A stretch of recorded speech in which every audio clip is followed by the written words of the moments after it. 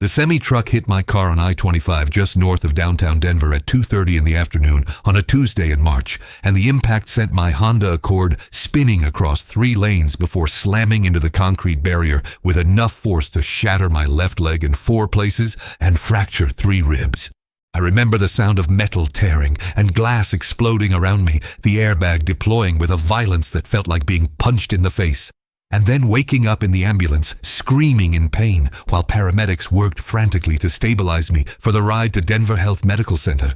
The surgery started that same evening. Emergency surgery to set the compound fractures in my leg with metal rods and pins. Another surgery 2 days later to repair internal bleeding from the rib fractures.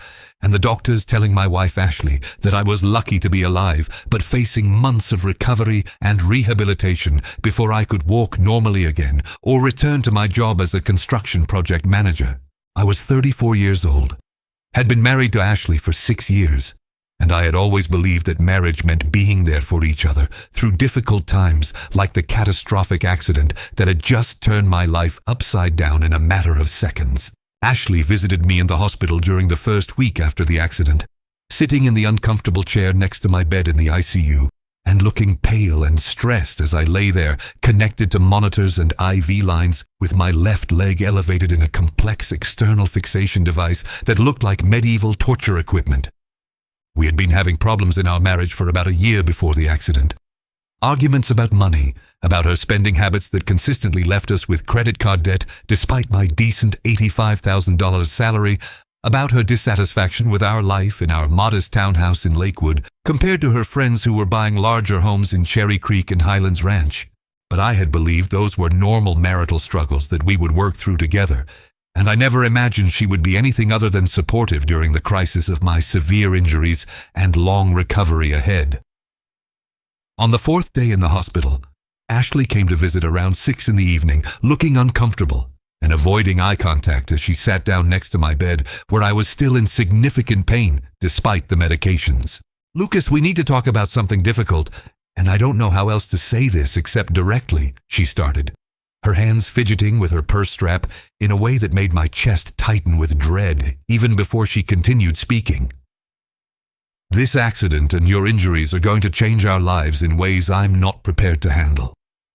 You're going to be out of work for months, maybe longer, and the medical bills are going to be enormous even with insurance.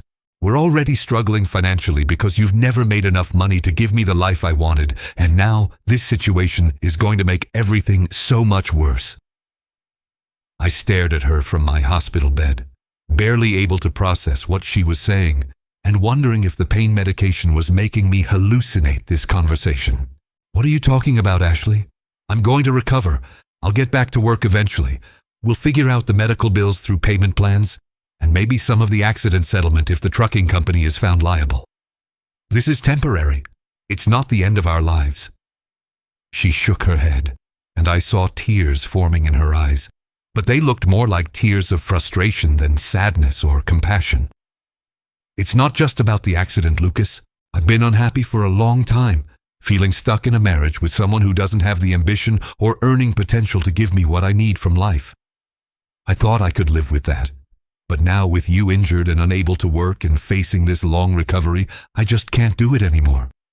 I can't be your nurse and your caretaker while also worrying about how we're going to pay our bills and whether our lives will ever get better than they are now." She took a breath and delivered the words that would shatter whatever remained of my sense of security and partnership. "I want a divorce. I've already talked to a lawyer, and they said I can file based on irretrievable breakdown of the marriage. I'll move out of the townhouse and you can figure out what to do with it, and we'll divide assets and deal with all the financial stuff through the lawyers. I'm sorry this is happening while you're in the hospital, but I can't keep pretending this marriage is working when I've been miserable for months, and now everything is just getting worse." I couldn't speak, couldn't breathe, couldn't process that my wife of 6 years was abandoning me 4 days after I nearly died in a car accident while I was lying in a hospital bed, unable to even walk to the bathroom by myself.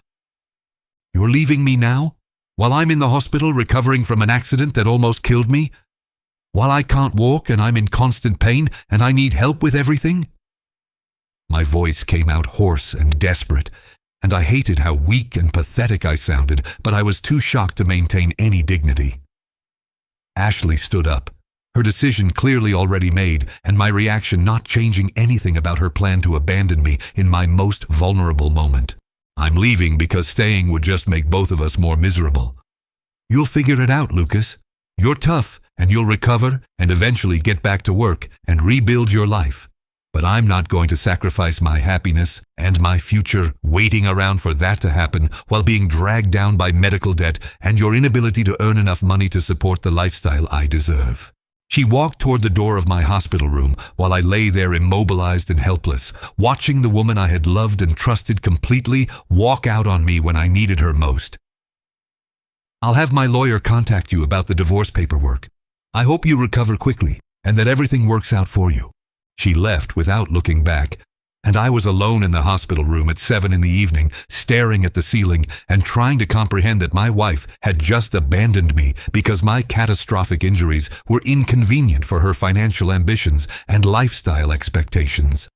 I spent another week in the hospital after Ashley left, and every day was a combination of physical agony from my injuries and emotional devastation from processing that my marriage was over and I would be facing months of recovery completely alone. My parents came to visit from their home in Fort Collins, elderly and limited in how much they could help, but offering what support they could through their shock and anger at Ashley's abandonment. "That woman showed her true character by leaving you when you're at your lowest point," my father said one afternoon as he sat next to my hospital bed, his voice shaking with fury. "You gave her 6 years of your life and worked hard to provide for her. And the moment you need her support, she walks away because it's inconvenient for her selfish plans." My mother cried quietly, holding my hand and telling me I would get through this. But I could see the worry in both their faces about how I would manage the recovery and the divorce and the financial devastation that was coming from medical bills and legal fees on top of lost income from being unable to work. The hospital social worker helped me arrange for a temporary stay at a rehabilitation facility in Aurora where I could get intensive physical therapy and nursing care during the initial recovery period, and I was transferred there by ambulance 10 days after the accident. The rehabilitation facility was depressing in ways that made my emotional state even worse. Sharing a room with an elderly stroke patient who moaned in his sleep, institutional food that tasted like cardboard, fluorescent lighting that made everything look sickly and artificial, and a grinding daily routine of painful physical therapy sessions where I had to relearn basic movements like standing and taking steps with a walker. My left leg was still in the external fixation device and would be for another 6 weeks, making every movement excruciating despite the pain medications that left me foggy and nauseous. I had no visits from Ashley during the 3 weeks I spent at the rehab facility, just divorce papers that arrived by certified mail with her lawyer's return address and a cover letter explaining the terms she was proposing for asset division and dissolution of our marriage. She wanted the townhouse sold immediately with proceeds split 50-50. She wanted half of my retirement account despite contributing almost nothing to household expenses during our marriage, because she spent her $42,000 annual income from her retail management job entirely on herself, and she wanted no responsibility for any of my medical bills or debts related to the accident because those were post-separation obligations. Yemo. I signed the divorce papers from my bed at the rehab facility at 10 in the morning on a gray April day, using the bedside table as a writing surface and crying with rage and grief as I put my signature on documents that officially ended my marriage to someone who had proven herself incapable of basic human decency or loyalty. The divorce would be finalized in 90 days under Colorado's no-fault dissolution laws, and Ashley had made it clear through her attorney that she wanted zero contact with me during that period or ever again after the divorce was final. My physical therapist found me crying after I signed the papers and sat with me for 20 minutes while I tried to compose myself enough to do that day's painful therapy session. "I know everything seems impossible right now," she said gently, "but you're going to heal from these injuries, and you're going to rebuild your life, and someday you'll look back and realize that woman leaving was the best thing that could have happened, even though it doesn't feel that way right now." Her words were kind, But I couldn't believe them in that moment when I was broken physically and emotionally with no clear path forward except endless pain and struggle. I was discharged from the rehab facility in early May, almost 2 months after the accident, and moved into a small furnished apartment in Arvada that I could afford on the disability payments from my insurance and the modest savings I had left after Ashley took her share of our joint accounts. The apartment was on the ground floor, which was necessary since I was still using a walker and couldn't manage stairs. And it was sparsely furnished with a bed, a couch, a small kitchen table, and the kind of generic artwork that made the space feel temporary and depressing. I spent most of my days doing the home physical therapy exercises the rehab facility had assigned, attending follow-up appointments with my orthopedic surgeon who monitored the healing of my leg fractures, and dealing with mountains of medical bills and insurance paperwork that arrived daily in my mailbox. The external fixation device came off my leg in June, replaced with a walking boot that was less medieval looking but still prevented normal mobility, and my doctor told me I was healing well, but would need at least another 4 months before I could return to any kind of physical work like construction project management that involved being on job sites and walking extensively throughout the day. The financial stress was crushing in ways that made my physical recovery even harder. My disability payments covered only 60% of my normal salary. My rent and basic expenses consumed most of that reduced income, and the medical bills that insurance didn't cover were accumulating to approximately $47,000 that I had no way to pay.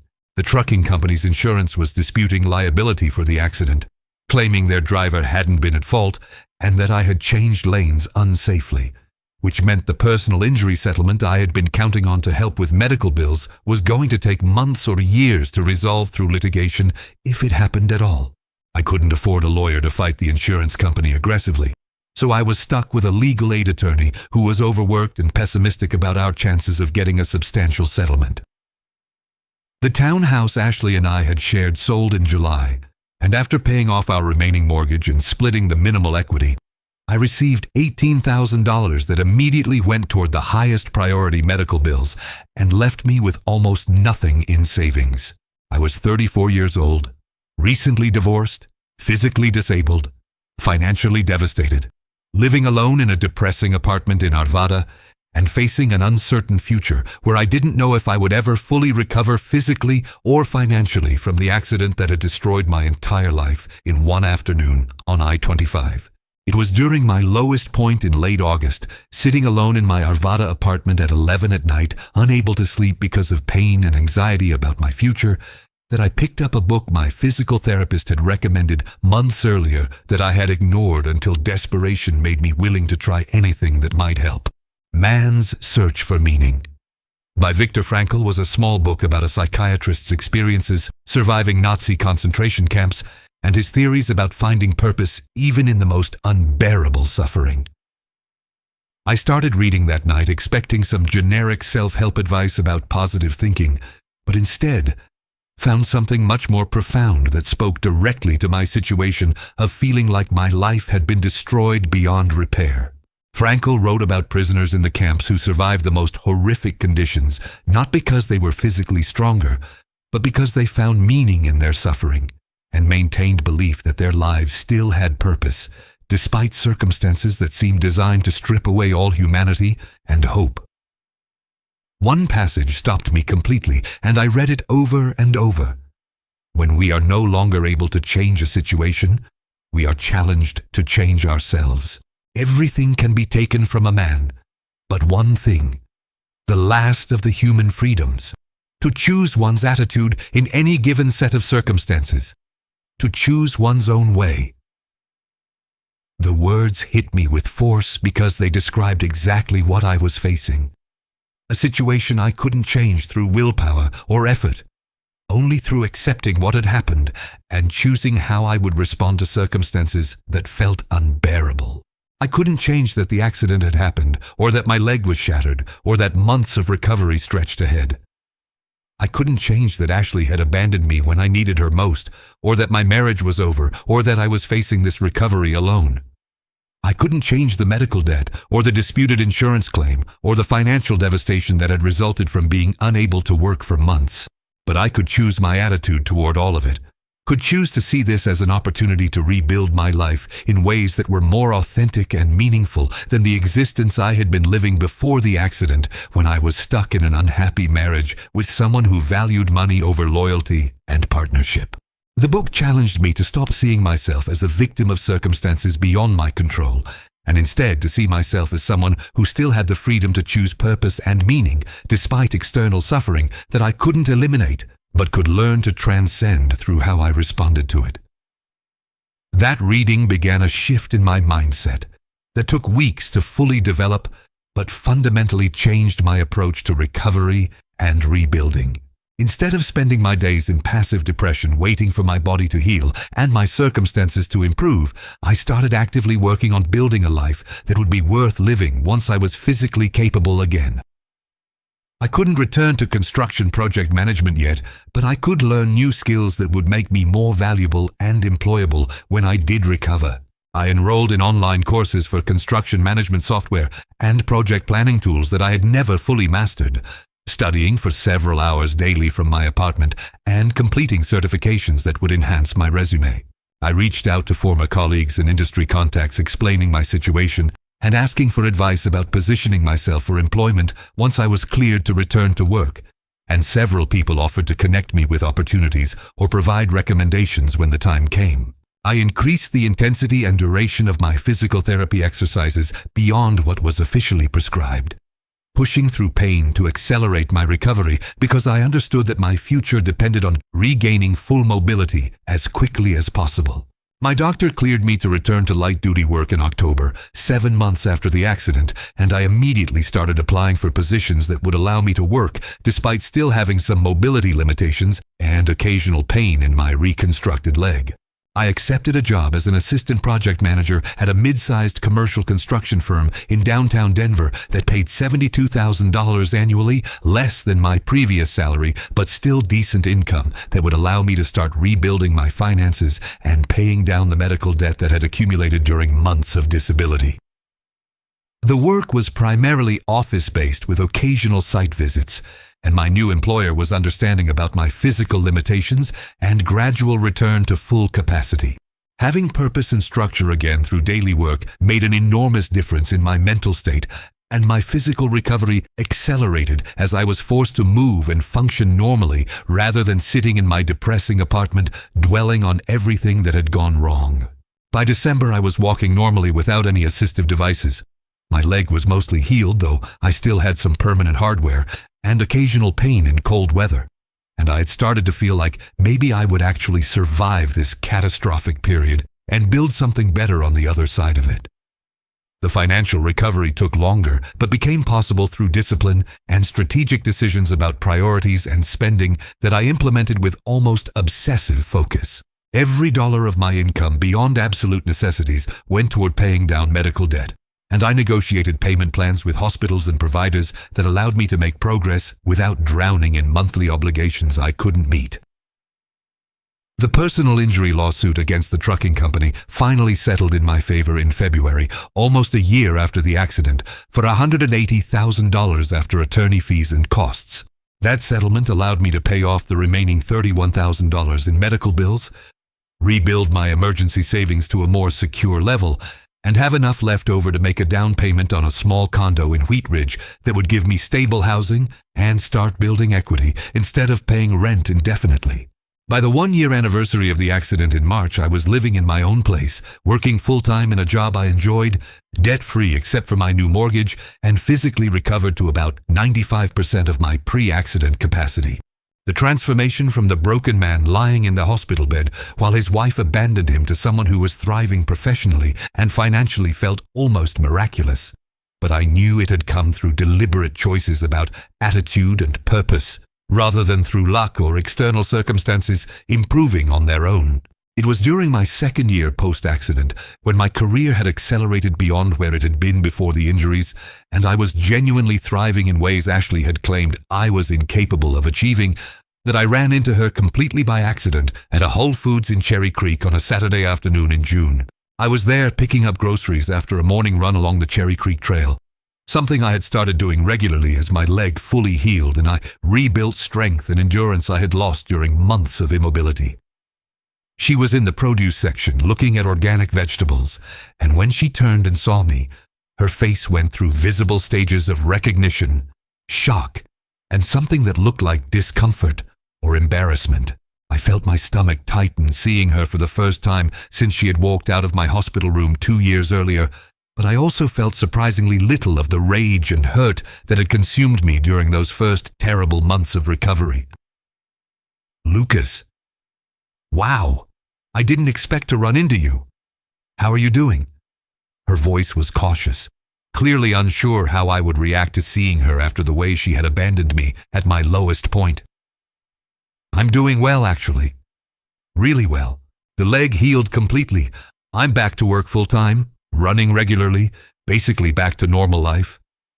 I kept my tone neutral and factual, not hostile, but also not warm or friendly towards someone who had proven herself capable of abandoning her husband during a catastrophic injury because his recovery was inconvenient for her lifestyle ambitions. She looked me up and down, taking in my athletic clothes and apparently healthy appearance, and I saw something shift in her expression that I couldn't quite identify. "That's great. I'm glad you recovered so well. I heard through mutual friends that you were back working in construction management and doing well professionally." The fact that she had been keeping tabs on my recovery and career through other people made me wonder what her interest was in tracking my life after she had made it clear she wanted nothing to do with me.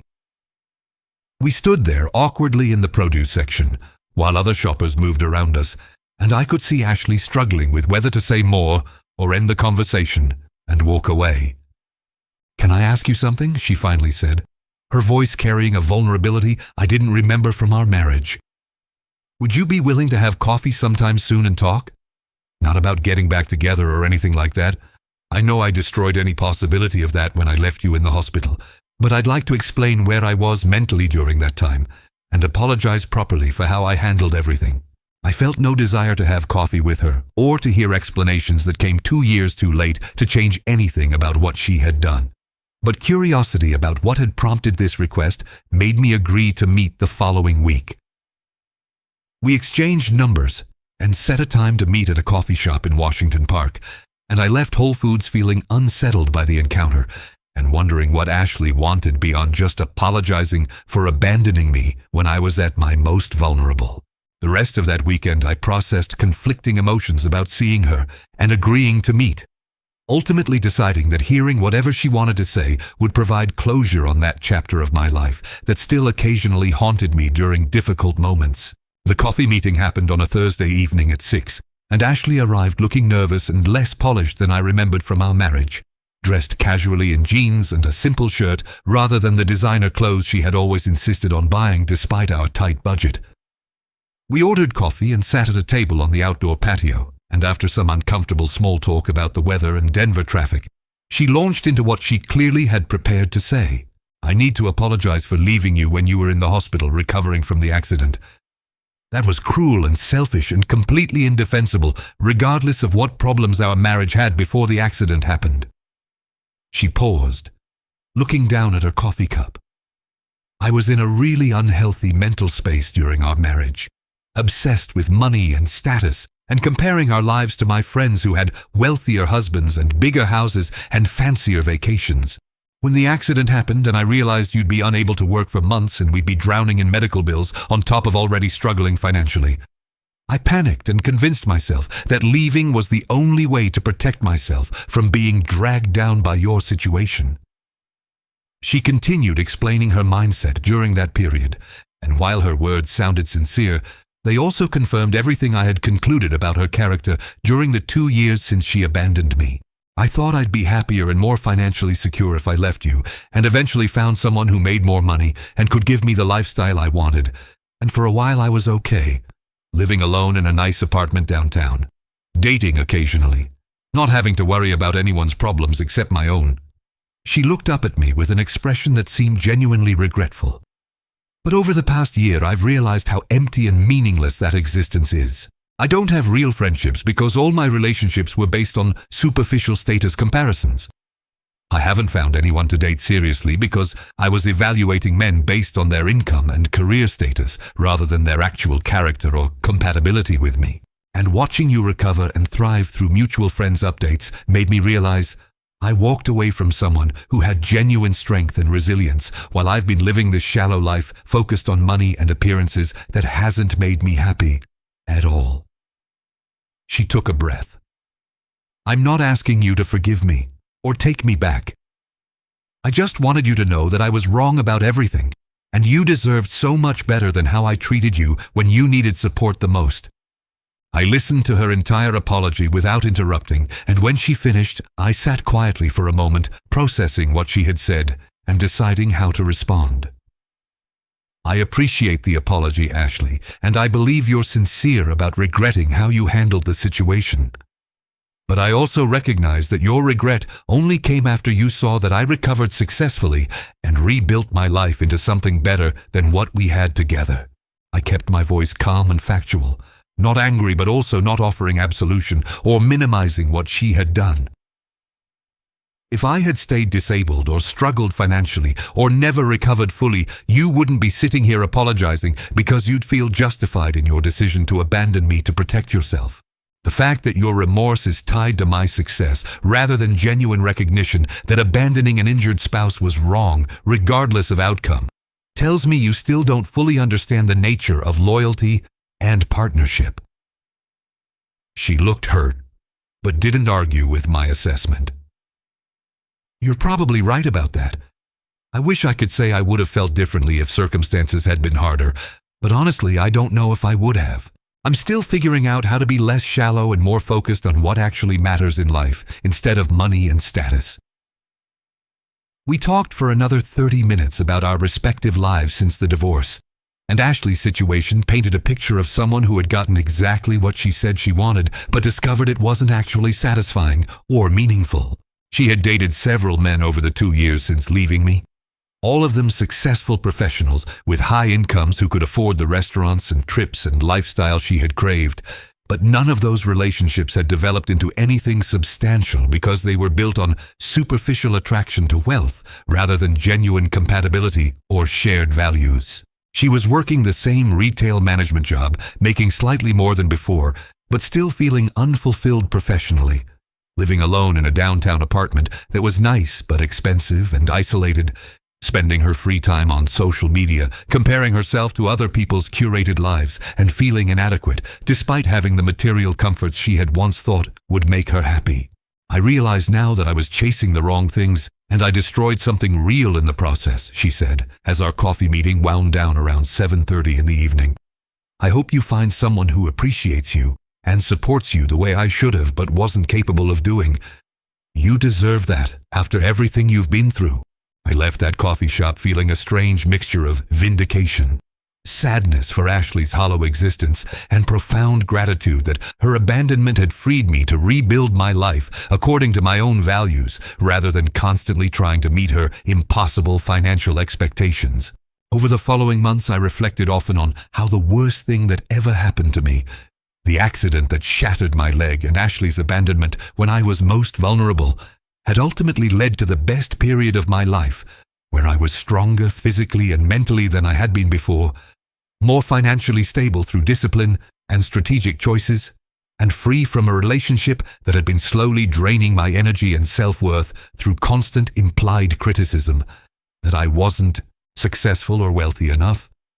The accident had forced me to discover resilience and purpose I didn't know I possessed, and Ashley leaving had removed the burden of trying to satisfy someone whose values were fundamentally incompatible with building a life of actual meaning rather than just accumulating status markers to impress others. The shocking outcome that Ashley apparently hadn't anticipated was that I would thrive without her rather than being destroyed by her abandonment during my recovery. My career continued accelerating beyond what Ashley had always claimed was my limited earning potential, and by year 3 post-accident, I had been promoted to senior project manager with a salary of $110,000 plus performance bonuses that brought my total compensation to approximately $135,000 annually. I was managing major commercial construction projects throughout the Denver metro area, had earned respect in the industry for completing complex builds on time and under budget, and was being recruited by larger firms offering even higher compensation if I wanted to make a move. The financial stability I had rebuilt allowed me to travel occasionally, invest in retirement accounts I had been forced to liquidate during the accident recovery, and generally live comfortably without the constant stress about money that had characterized my marriage to Ashley. I had started dating again about 18 months post-divorce, approaching relationships with completely different standards than I had maintained during my marriage, looking for compatibility in values and genuine partnership, rather than just physical attraction or superficial compatibility, being upfront about expecting equity and mutual support rather than one-sided financial provision, and walking away from anyone who showed signs of the entitled materialism that had made my marriage so exhausting and ultimately hollow. I met someone named Rachel about 2.5 years after the accident, a nurse who worked at the same hospital where I had been treated after the crash and whom I encountered randomly at a charity 5K run in Washington Park. We connected over shared experiences with medical recovery and appreciation for physical fitness as something valuable beyond just appearance. And our relationship developed slowly through months of genuine friendship before becoming romantic. What I appreciated most about Rachel was that she had her own complete life and career, made her own money, and didn't expect me to fund her lifestyle, and showed genuine interest in who I was as a person rather than evaluating me based on my income or career status. She had been with me during difficult moments when my leg pain flared up or when I dealt with PTSD-like anxiety about driving after the accident, and she had shown the kind of loyalty and support during challenges that Ashley had been completely incapable of providing when I actually needed it. Dating Rachel made me realize how fundamentally broken my marriage had been and how much energy I had wasted trying to meet Ashley's impossible standards while receiving no real partnership or support in return. Looking back on the entire arc from that afternoon on I-25 when the truck destroyed my car and my leg to sitting in my Wheat Ridge condo 3 years later with a career I was proud of and a relationship built on genuine compatibility rather than financial transactions, I could see how Frankl's wisdom about choosing your attitude in unchangeable circumstances had literally saved my life and enabled my recovery. Everything had been taken from me in that hospital room when Ashley abandoned me. My physical capabilities, my marriage, my financial security, my sense of the future. But I still had the freedom to choose how I would respond to those losses and what meaning I would find in the suffering they caused. I had chosen to see the accident and abandonment not as permanent destruction, but as an opportunity to rebuild according to better principles, focusing on strength and purpose rather than just survival, choosing discipline over despair, and understanding that external circumstances could only defeat me if I gave them that power through my own attitude and choices. Ashley had turned her back on me when I needed her most, believing that my injuries and recovery would drag her down and prevent her from achieving the wealthy lifestyle she thought she deserved. What shocked her, and everyone who knew our story, was that I not only recovered, but thrived beyond what I had achieved when married to someone who constantly communicated that my best efforts weren't enough. The ungrateful ex-wife who had abandoned me during catastrophic injury was living an empty existence chasing shallow goals that hadn't brought her happiness, while I had built a life of genuine meaning and satisfaction through choosing to find purpose in suffering rather than being destroyed by circumstances I couldn't control. That wasn't revenge or vindication in any petty sense. It was just the natural outcome of making radically different choices about what mattered and how to respond when everything falls apart. Ashley had chosen to protect herself from my hardship by abandoning our partnership, and that choice had left her isolated and hollow. I had chosen to see hardship as an opportunity to become stronger and clearer about what actually mattered, and that choice had given me a life far better than anything I could have built while trying to satisfy someone whose values were fundamentally incompatible with building something meaningful rather than just impressive to outsiders who didn't matter.